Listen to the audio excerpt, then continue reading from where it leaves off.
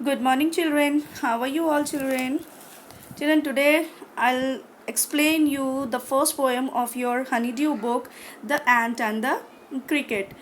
So, without wasting any time, let's start with the explanation of the poem. A fable is a story often with animals as characters that conveys a moral.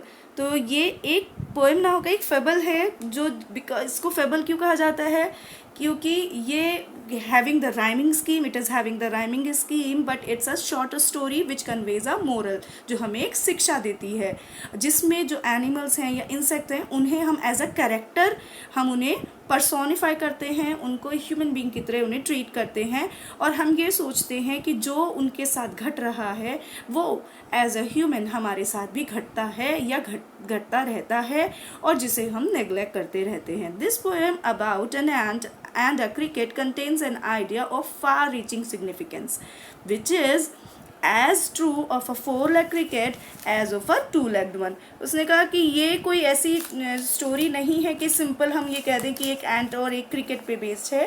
बेटा cricket, these are the insects which belongs to the family of a grasshopper, और ant आपको सभी पता है कि ये चींटी को कहते हैं. तो उन्होंने कहा है कि ये सिर्फ इन्हीं के ऊपर बेस्ड नहीं है, ये उनके लिए भी ट्रू है कि जो क्रिकेट के जैसे हैं, जो टू लेग्ड वन है. To legged one like we the human being. Here the author is directly focusing over the humans. Surely you have seen a cricket that has two legs. तो आपने भी बच्चों ऐसे कुछ क्रिकेट्स ज़रूर देखे होंगे जिनके दो लेग्स होते हैं. मीन्स कि वो वाले बच्चे या वो लोग जो आज का काम अपना कल के ऊपर टाल देते हैं और उसके बाद जब समय निकल जाता है तो वो पछताते हैं. So let's start with the poem now. A silly young cricket accustomed to sing through the warm sunny months of gay summer and spring. तो एक यंग क्रिकेट था जो अकस्टम मतलब जिसको सिर्फ एक ही काम जानता था, सिर्फ और सिर्फ गाना. आपने भी बच्चों कई बार सुना होगा बरसात के मौसम में इनकी आवाज़ आती है, तो वही उसका काम था. चाहे समर्स हो, चाहे स्प्रिंग सीज़न हो, चाहे रेनी सीज़न हो, उसको सिर्फ और सिर्फ मज़े करने हैं और गाना गाना है. इसके अलावा उसको और कोई काम नहीं था. Began to complain when he found that at home his cupboard was empty and winter's was come. अब वो क्रिकेट जो सिर्फ और सिर्फ गाना गाता था अब कंप्लेन कर रहा है. अब कंप्लेन का मतलब ये नहीं कि वो किसी से अब चुगली कर रहा है. कंप्लेन का मतलब ये है कि वो रोने लगा है.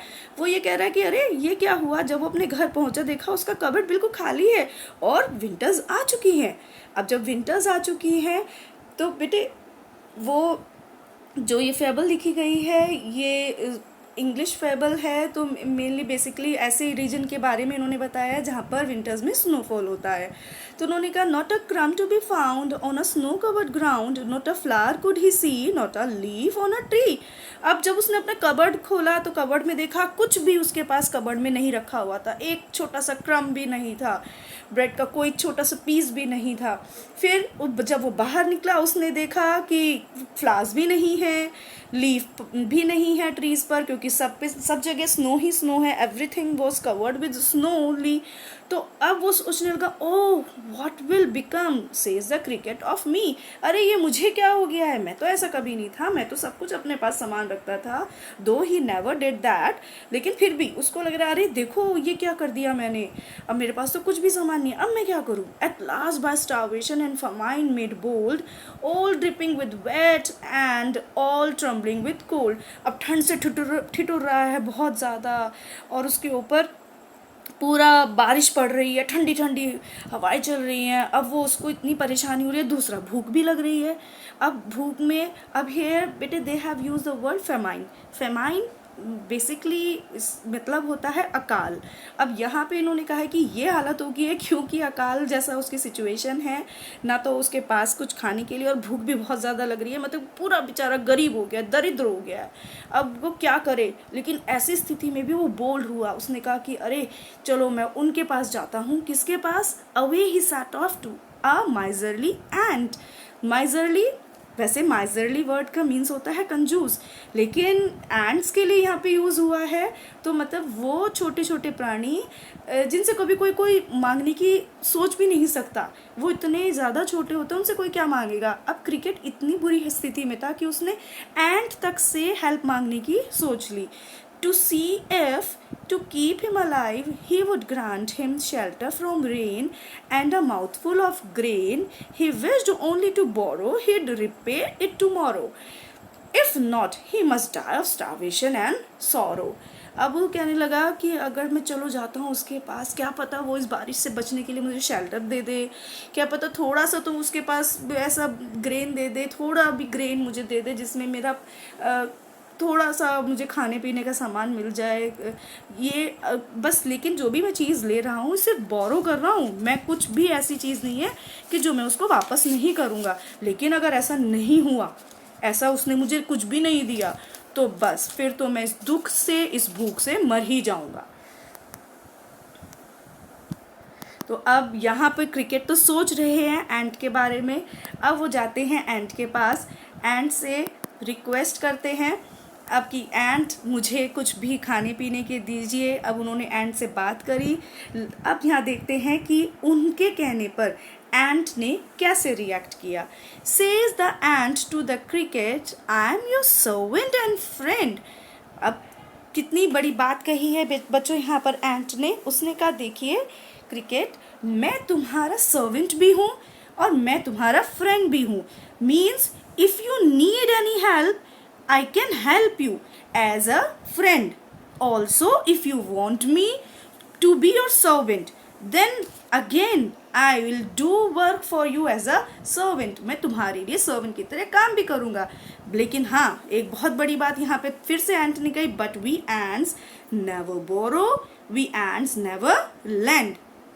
एंट ने कहा देखो हम सब कुछ तुम्हारी हेल्प कर सकते हैं, तुम कहोगे तुम्हारे लिए हम नौकर भी बन जाएंगे, लेकिन हमारा ये एक पूरा उसूल है एंट्स का कि ना ही हम किसी से कभी कोई चीज़ लेते हैं और ना ही कभी किसी को कोई चीज़ देते हैं। But tell me dear cricket, did you lay nothing by when the weather was warm? Quote the cricket, not I. अब फिर एंट ने उससे पूछा, अच्छा एक बात बताओ, तुमने कुछ भी संभाल के नहीं रखा, जब गर्मी का मौसम था तब तुमने कुछ भी नहीं किया? तो क्रिकेट ने कहा मैंने कुछ भी नहीं किया। My heart was so light that I sang day and night, for all nature looked gay. You sang sir, you say. तो क्रिकेट बोलता है उसको, अरे मैं इतना खुश था, मैं अपने आप को इतना हल्का महसूस करता था, इतना अच्छा महसूस करता था कि बस मैं दिन रात गाना जैसा लगता था और वो वही करता रहता था। मैं सिर्फ गाने गाता था, पूरी नेचर को एडमायर करता था, बहुत खुश होता था नेचर को देखकर, और यही मुझे पसंद था। तो अब एंट बहुत सरप्राइज हुआ उसका रिप्लाई सुन के। उसने कहा, यू sang सर, तुम मतलब सिर्फ गाना ही गाते रहे और तुमने कुछ भी नहीं किया? तो go then, says the ant, and dance the winter away. उसने कहा अच्छा, तो अगर ऐसी ही बात है, जब तुमने पूरा समर्स गाना गा के गुजार दिया, तो एक काम करो, अब जो विंटर्स आई हैं इसमें पूरा विंटर्स डांस करके गुजार दो, तुम्हारा विंटर्स भी ऐसे ही खत्म हो जाएगा। क्या ज़रूरत है तुम्हें कुछ भी अपने लिए रखने की? और ये कहकर thus ending he hastily lifted the wicket and out of the door turned the poor little cricket. अब जब एंट ने ये जवाब दे दिया तो अब बेचारा क्रिकेट क्या करता? Here the author has used the word wicket. Wicket means, here they have again personified with the game wicket the two legs of the cricket, जो उसके क्रिकेट के 2 legs थे। बेटे initially the stumps of the cricket were 2 when the game has started. अभी 3 होते हैं लेकिन initially 2 थे। तो उन्होंने कहा कि जैसे कि स्टम्प्स अपनी जगह से उखड़ जाते हैं जब कोई हार जाता है प्लेयर, इसी तरह से क्रिकेट ने भी अपने दोनों लेग्स उठाए और डोर से बाहर चला गया और एंट्स ने डोर अपना बंद कर दिया।